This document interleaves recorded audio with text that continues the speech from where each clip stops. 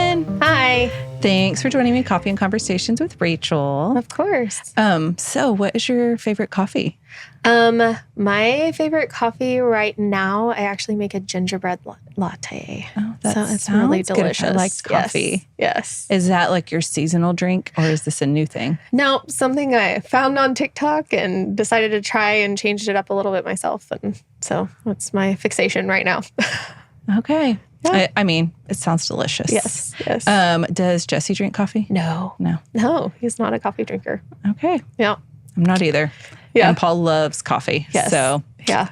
But he just likes black coffee though. Oh, really? Yeah. So thanks for joining us for our Neurodivergent series and just giving us a parent's perspective on all of that. So you have a neurodivergent kid, and I would just love to know how you kind of signs that we're pointing to that and the struggles, just all that kind of comes along with that.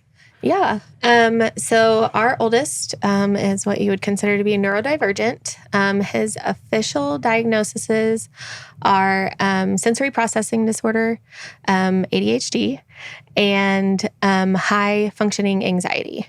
Okay. So he's kind of got a package deal with him. And a lot of kids that are neurodivergent have more than one things that they struggle with. Okay. So his was actually pretty early, probably about 2.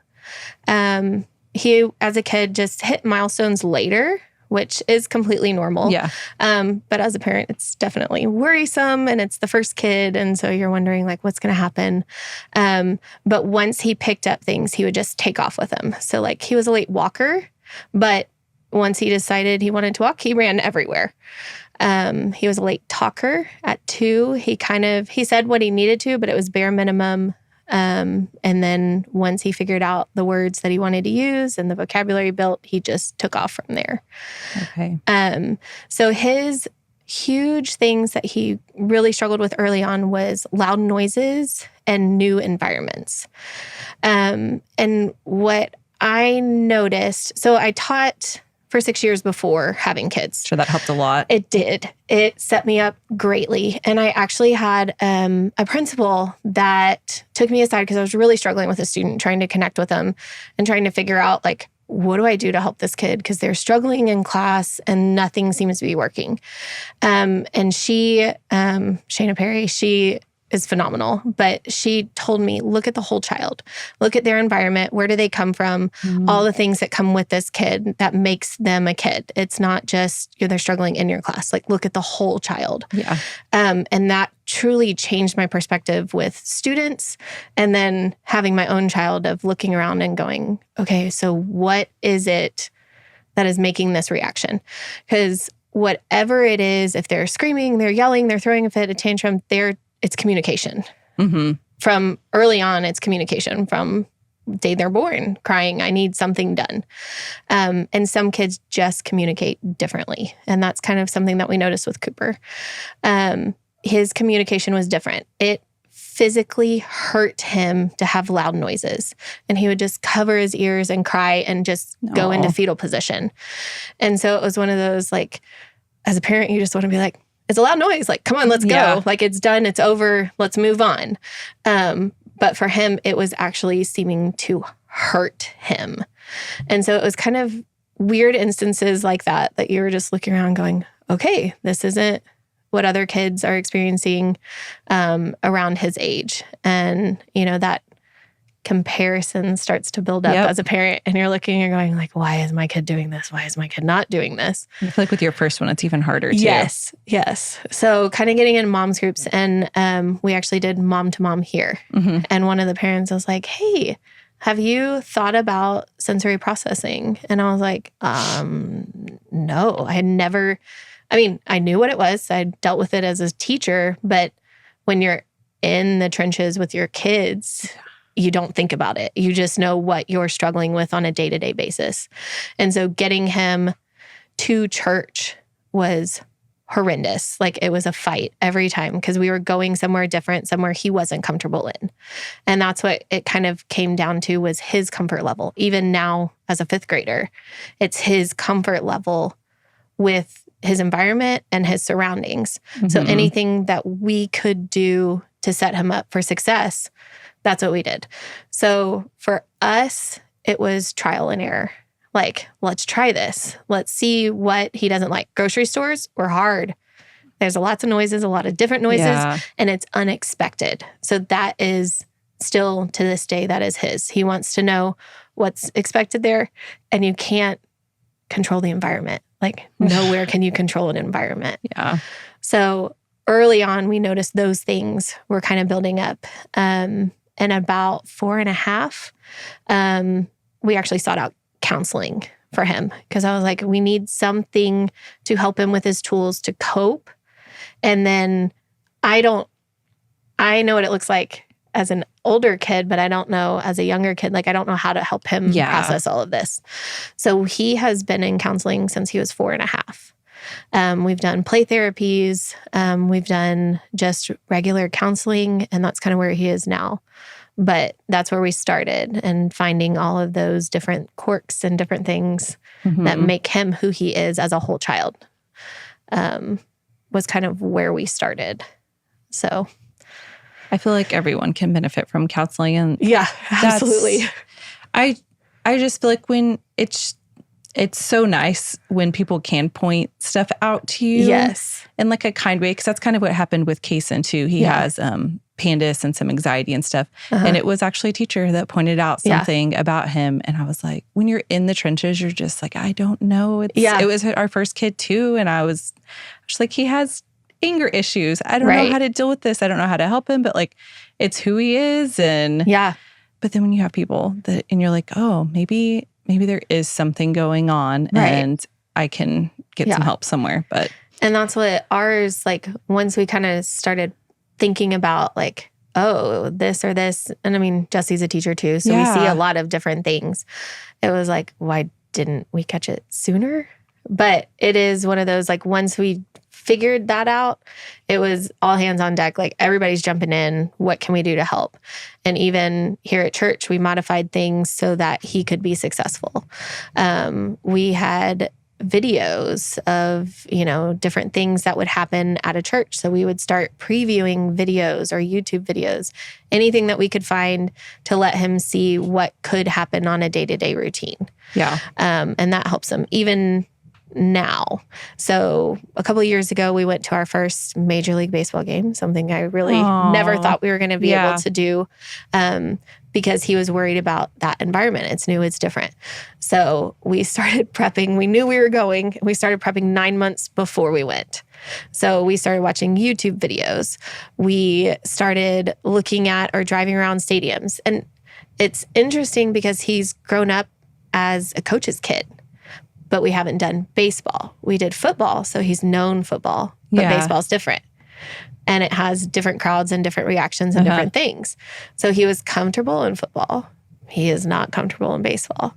So it's hard because you're thinking it should be the same. Like, to me, that's the same. I don't see any difference. Yeah. But for him, it was crowds, fireworks, and sometimes they do like horns or different things. So we were going to a Rockies game. So we started looking at videos. Jesse started pulling up videos of it, just watching it over and over. And we were like, oh, look, that's a sound here. This is what's going on here. Let's look at this and this and this. And then he kind of got to the point where he was willing to try Round Rock Express. So we went to Round Rock Express. So Jesse took him, and they made it 10 minutes, and fireworks went off, and he was like, nope, done. We're out. I am not doing that ever again. Like, that was horrible. I hated it. Get me out of here. But, watching it again, and we were like, okay, now we know if they hit a home run, a firework's going to go off. So now you can prepare for that. So giving him the opportunities to fail, but also grow through that failure, what is huge for him. I don't ever want him to not do something because he feels it or he experiences it differently than other kids. We want to give him the tools so that he can be successful in a day-to-day life. We want to give him the tools so that he knows how to cope with different things. So, I mean, the growth that he has done really in these last 3 to 4 years is astronomical. We went to Colorado a year ago, and he was ziplining. He was Aw. doing all the things that a typical kid would do. He was on mountain coasters and he's doing all these different things. But because he knew he could watch videos and prep himself for it, he just asked us. So that time he knew, hey, can you show me what a mountain coaster looks like? What is this going to do? So we showed him and he was like, I got this. Let's do it. That's and so amazing. he went with Jesse first. And then he was like, I don't need you anymore. I got this. And so he would go by himself. And we have always experienced people cheering him on. So no matter where we are, school environment, there's, he's got his one really good friend, his one best friend. But the teachers and the community have always cheered him on and seen like, you're really good at this. Like, let's cheer you on and build your confidence that way. Yeah. So as his confidence has grown and his self-worth has grown, he's changed to a completely different kid. Not the kid that we started church where he would cry for 5 seconds of being dropped off. Like we would drop him off and 5 seconds later, we're getting a call of he's losing it. We can't. Yeah. He can't calm down. Like he's upset. He's sick. He's to a kid that is like, when is Sunday? When do I see Mr. Adam? Like, when do I see Mr. Kyle? And he has his people. And I think that's been our biggest help is our community. Pulling them in our pods, family pods. And just him growing has helped him with, I know it started from counseling because they started all those basic things of if you feel scared, what do you do? If you feel that anxiety coming over you and explaining what is anxiety? What does it do to your body? Because he knew what he was feeling, but he didn't know why he was feeling it or what he was doing. And he is very much a logical kid. Okay, I have one like that. And he wants to know, well, why is my stomach upset? Why is this doing this? And so, I mean, fully breaking it down for him of your brain fires it this way in your brain. This is the way you're experiencing it. It's not the way this person is, and it's not the way this person, but that's the way God made your brain. And your brain is special for you. And not focusing solely on what he struggles with, but also celebrating the good things he's at. He's a phenomenal artist. He just today, he was like, I'm going to draw something for Mr. Adam. And he like sketched it out in 5 minutes. And we're like, where did that even come from? Aww. So he's creative. Like there's just because his brain fires this way or does this way or functions this way doesn't mean he's any less of a person. And I think at first he did feel that because you can see differences as a kid. You look around and you're like, well, I'm not like that kid. I'm not like that kid. But when you have that good community around you that celebrates, oh man, you do archery? That's super cool. Yeah. Oh, you do art? Can you draw something for me? And then you start to see the kid come out of their shell and become confident in themselves. And then they start to realize, okay, so maybe it isn't horrible that I'm this way. It just is the way that I am. I am just God made me this way. Yeah. And it's amazing. It is. And it's phenomenal. And having people like, he's done it before where he's like, I really don't want to talk to you, but can I call Mr. Kyle? And I'm like, yeah, call him. Like, please call somebody. If you're going to talk to that person, then yes, those are safe people. These are good people. These are trusted people. And so he has certain people that he goes to. We have somebody at school, Miss Krista, and she's just a parent that for some reason saw him for who he was and stepped in and was like, oh my goodness, you're an amazing artist. My mom was an artist too. And so he's built that relationship with her. So he looks for her. He finds her when she comes and volunteers at our school. And he's like, look, I drew this. I drew this. And so finding that community for your family, for your kid, has been vital for us. Yeah. And it's hard because at first I didn't want to put myself out there because I felt like, and I don't know that this is exactly what people saw, but I felt like people just saw us struggling with a kid that's melting down in a grocery store, with a kid that's throwing a temper tantrum that, and I've been guilty of it. You're walking by and like, oh, that kid didn't get what they wanted. And that wasn't what was happening. It was, he's struggling with this environment. He's struggling with this experience. And this is what it looks like for right now. And he doesn't do that anymore. We don't have the temper tantrums because he's done all these things. He's all practiced. the tools now. Yeah, he has the tools. But just like we were talking about earlier, 5th grade, they rotate classes. So that's put in change for him. It's unexpected. We didn't know that was going to happen until the start of the year. And so when he comes home to a safe space, he is upset and frustrated. And it's not that he's upset and frustrated because of what's happening at home. It's because his mental load has changed and he's trying to figure out what to think and what to process at school and be able to work through all of that. So patience has been a huge learning curve for all of us. And it's been tested to the max for sure as a parent. And I feel kind of maybe even a little bit more so with him. Because for us, logically, we know this is a safe environment, but for him in that moment, if he's not feeling safe, he's got that fight or flight, and he is fight or flight. He is either going to run or he is going to fight his way out to get out of that environment. Okay. So it makes it difficult for sure. And it makes it hard because you feel judgment as a parent of like, why can't you control your kid? Why can't your kid react the way that they should? Well, this is the way he should react. Yeah. This is what his body needs. This is how he needs to process. This is how he needs to react in this moment. It's not pretty. It's not great.